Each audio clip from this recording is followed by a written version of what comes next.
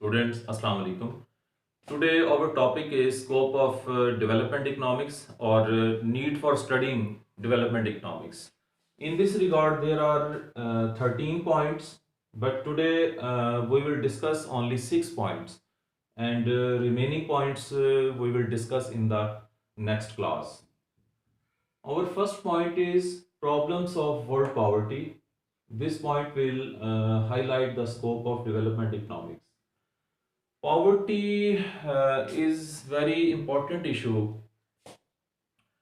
For the last many years, world has been divided into two opposite poles, north and south. North में rich countries आते हैं और south में जो है वो पुअर कंट्रीज आते हैं.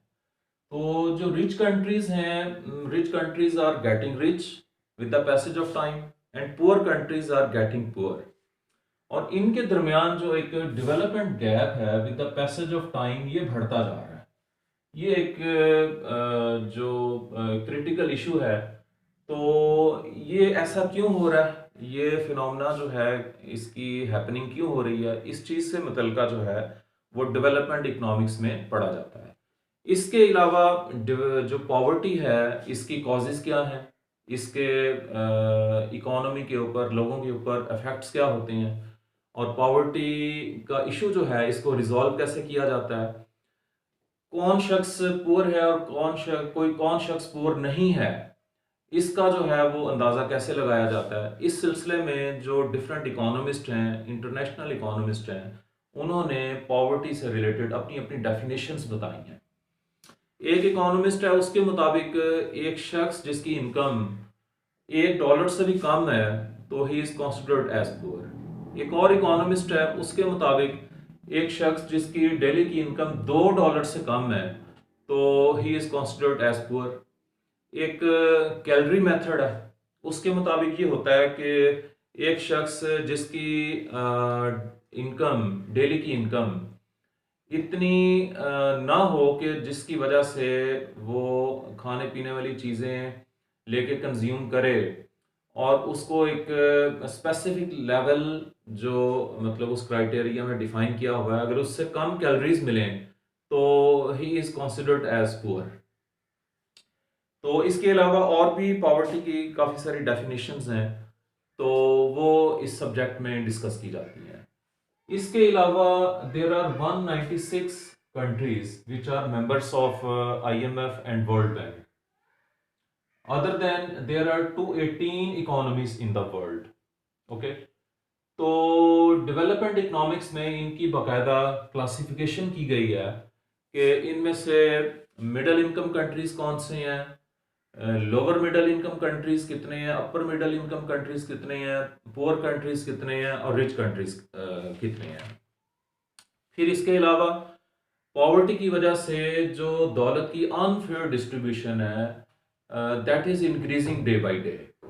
तो इसको जो है वो एनालाइज करने के लिए कि किस मुल्क में, वर्ल्ड में जो है दौलत की जो डिस्ट्रीब्यूशन है वो अनफेयर हो रही है, कितनी हो रही है या नहीं हो रही, इसके लिए जो डिफरेंट इकोनॉमिस्ट हैं उन्होंने मुख्तलिफ मेयर्स डिफाइन किए हैं जिनको लॉरेंस कर्व और जिनी कोफिशिएंट कहते हैं. और second point is meaning of economic development. Economic development जो है इसकी डेफिनेशन क्या है, and how we can analyse कि जी किसी मुल्क के अंदर इकोनॉमिक डेवलपमेंट हो रही है या नहीं हो रही. इकोनॉमिक डेवलपमेंट से पहले एक टर्म है economic growth. Economic growth means कि अगर किसी मुल्क की GDP पिछले साल की निस्बत उसमें इजाफा हो रहा है, कितना इजाफा हो रहा है, उसकी मेजरमेंट करने को जो है वो इकोनॉमिक ग्रोथ कहते हैं. But economic development is a wider concept. Along with economic growth अगर कुछ सर्टेन किस्म की चेंजेस इकोनॉमी में वाक़या हों तो तब हम कहेंगे कि मुल्क के अंदर इकोनॉमिक डेवलपमेंट हो रही है.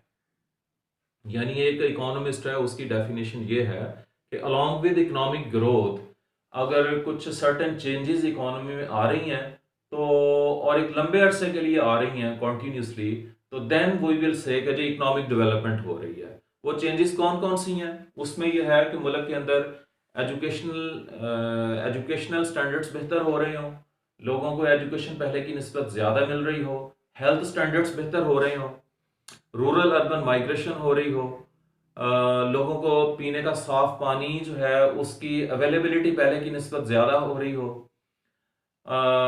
वाटर एंड सैनिटेशन का सिस्टम बेहतर हो, लोग नए ट्रेंड्स नए फैशंस अडॉप्ट कर रहे हों, टेक्नोलॉजिकल अडॉप्शन हो रही हो, तो इस तरह की चेंजेस अगर इकोनॉमिक ग्रोथ के साथ हो रही हों तो तब हम कहेंगे कि जी मुल्क के अंदर इकोनॉमिक डेवलपमेंट हो रही है। इसके अलावा जो है वो कुछ इकोनॉमिस्ट हैं वो कहते हैं कि अगर real GNP over long time अगर उसमें इजाफा हो रहा है तो तब डेवलपमेंट हो रही है। कुछ इकोनॉमिस्ट हैं उनके मुताबिक जीएनपी पर कैपिटा अगर for the long time increase हो रही है देन वी विल से कि जी मुल्क के अंदर डेवलपमेंट इकोनॉमिक्स हो रही है। इसके अलावा कुछ और क्राइटेरियाज हैं, उसमें the social and economic indicator approach है, बेसिक नीड्स अप्रोच है, construction of human development index है जो हमें बताता है कि जी मुल्क के अंदर इकोनॉमिक डेवलपमेंट हो रही है या नहीं हो रही। उसके बाद आ जाए मॉडल्स ऑफ इकोनॉमिक ग्रोथ।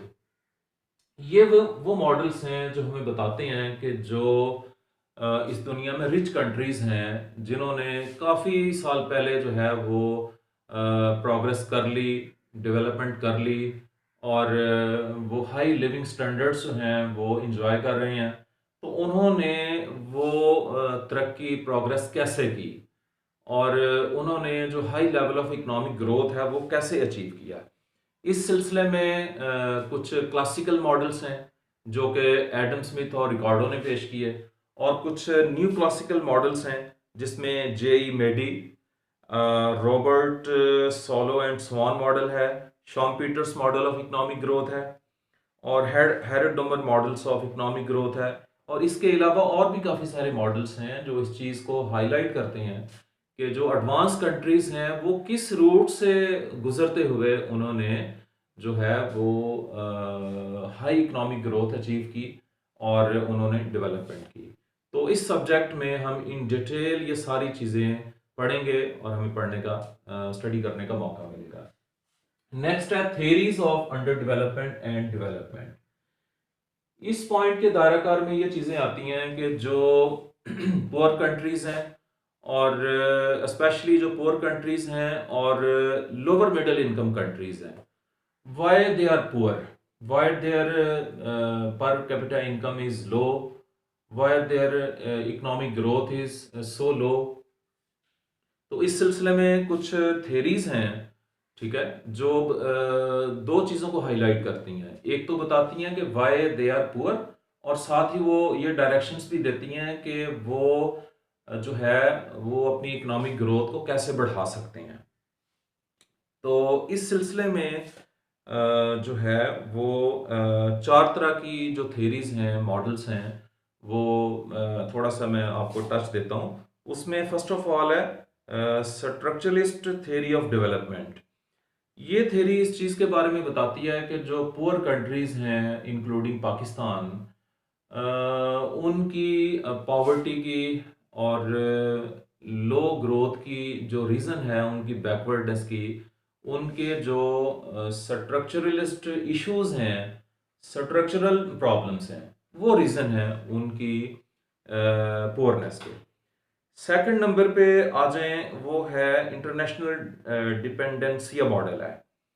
ये मॉडल हमें इस चीज़ के बारे में बताता है कि जो रिच कंट्रीज हैं उन्होंने डेलिब्रेटली इरादतन जो पुअर कंट्रीज हैं उनको पुअर रखा ताकि वो उनके डिपेंडेंट रहें। उसके बाद थर्ड नंबर पे स्टेज थ्योरी आती है। इस सिलसिले में हम एक Rosto stages of economic growth पढ़ेंगे। इसमें ये इस चीज़ के बारे में बताया जाता है कि जो रिच कंट्रीज हैं उन्होंने किसी दौर में वो भी पुअर कंट्रीज की तरह पुअर थे और वो इन स्टेजेस से गुजरते हुए उन्होंने जो है वो हाई इकोनॉमिक ग्रोथ और डेवलपमेंट का एक लेवल अचीव किया।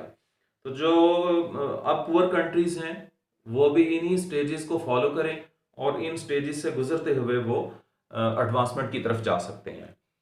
उसके बाद फोर्थ नंबर पे है new classical counter revolution theory. ये इस चीज़ के बारे में बताती है कि जिस तरह ये इंटरनेशनल डिपेंडेंसी या मॉडल जो है वो ऑब्वियसली ये बताता है कि जो रिच कंट्रीज़ हैं उन्होंने डेलिब्रेटली जो पुअर कंट्रीज़ हैं उनको पुअर रखा। इस चीज़ का आइडिया जो पुअर नेशंस हैं उनको भी पता है। अब वो जो रिच कंट्रीज़ हैं उनको अक्सर ब्लेम करती हैं कि जी वो जानबूझ के उन्होंने उन जो पुअर कंट्रीज़ हैं उनको फैसिलिटेट नहीं कर रहे। तो बहरहाल ये जो new classical counter revolution theory है ये इस चीज़ के बारे में बताती है कि बजाय इसके कि जो पुअर नेशंस हैं वो हर वक्त रिच कंट्रीज़ को ही ब्लेम करती रहें क्या जी उनकी जो पॉवर्टी है उनकी बैकवर्डनेस की रिस्पॉन्सिबिलिटी उन पे है वो उसके रिस्पॉन्सिबल हैं वो ये करने की बजाय वो फ्री मार्केट फोर्सेस पे अमल करें वो प्राइवेटाइजेशन जो है अपने मुल्क के अंदर लाएं तो इस तरीके से वो अपनी ग्रोथ को बढ़ा सकते हैं। नेक्स्ट आ जाए प्रॉब्लम्स ऑफ पॉपुलेशन। पॉपुलेशन जो है ये भी एक बहुत बड़ा इशू है। जो इकोनॉमिक ग्रोथ के मॉडल्स हैं वो तो हमें इस चीज़ के बारे में बताते हैं कि जो पॉपुलेशन है वो इकोनॉमिक डेवलपमेंट में एक बहुत पॉजिटिव रोल प्ले करती है। लेकिन ये चीज़ जो रिच कंट्रीज़ हैं उनके केस में तो ठीक है बट जो लोअर मिडिल इनकम कंट्रीज़ हैं जो पुअर कंट्रीज़ हैं उनके केस में ये चीज़ जो है वो ठीक नहीं है क्योंकि उसकी रीज़न ये है कि जो पुअर नेशंस हैं लोअर मिडिल इनकम कंट्रीज़ हैं वहाँ पे पॉपुलेशन उनके वसाइल से काफ़ी ज़्यादा है। वहाँ पे ऑप्टिमम पॉपुलेशन नहीं है। ऑप्टिमम पॉपुलेशन ये होती है कि अगर किसी मुल्क के अंदर पॉपुलेशन जो है वो वहाँ के रिसोर्सेज के मुताबिक हो that is called optimum population.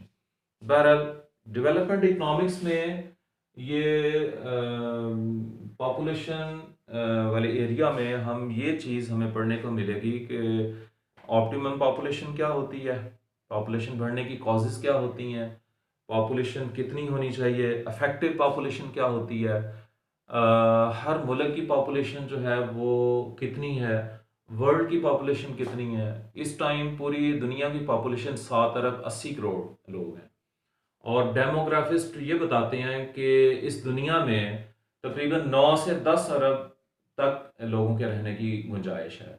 इससे ज़्यादा अगर पॉपुलेशन हो जाएगी तो वो सीवियर किस्म के मसाइल पैदा होंगे।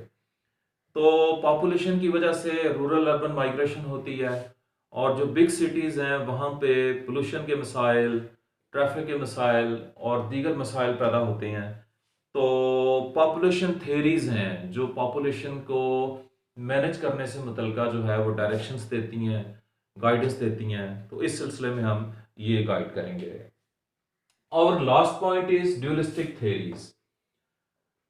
ड्यूलिस्टिक थेरीज से पहले मैं बताना चाहूँगा कि ड्यूलिज्म क्या होता है, ड्यूलिस्टिक करेक्टरिस्टिक्स क्या होती हैं। ड्यूलिस्टिक करेक्टरिस्टिक्स या ड्यूलिज्म ये होता है कि ये स्पेशली जो मिडिल इनकम कंट्रीज़ हैं और स्पेशली जो पुअर नेशंस हैं उनमें जो है वो पाई जाती हैं। फॉर एग्जांपल के ममालिक में ये होता है कि कुछ सिटीज़ जो हैं वो तो बहुत एडवांस होते हैं और ज़्यादा सिटीज़ जो हैं वो बैकवर्ड होते हैं।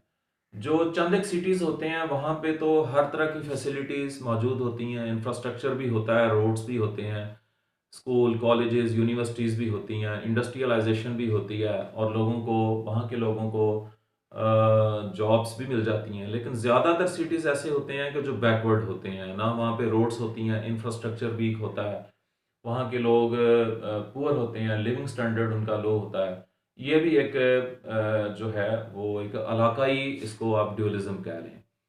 फिर ममालिक के अंदर जो है वो एजुकेशनल ड्यूलिज्म पाया जाता है। कुछ लोग जो हैं वो तो हाई एजुकेशन स्टैंडर्ड एजुकेशन ले लेते हैं लेकिन बड़ी तादाद लोगों की ऐसी होती है जो एजुकेशन से महरूम रह जाती है। इसको एजुकेशनल ड्यूलिज्म कहते हैं। तो इसके अलावा टेक्नोलॉजिकल ड्यूलिज्म होता है, यानी कि कुछ ममालिक जो हैं उनमें तो टेक्नोलॉजिकल अडॉप्शन होती है और टेक्नोलॉजी को अडॉप्ट करके वो प्रोग्रेस कर रहे होते हैं, डेवलपमेंट कर रहे होते हैं। लेकिन कुछ ममालिक में टेक्नोलॉजिकल अडॉप्शन नहीं होती, जिसकी वजह से वो बैकवर्ड रह जाते हैं। इसको टेक्नोलॉजिकल ड्यूलिज्म कहते हैं।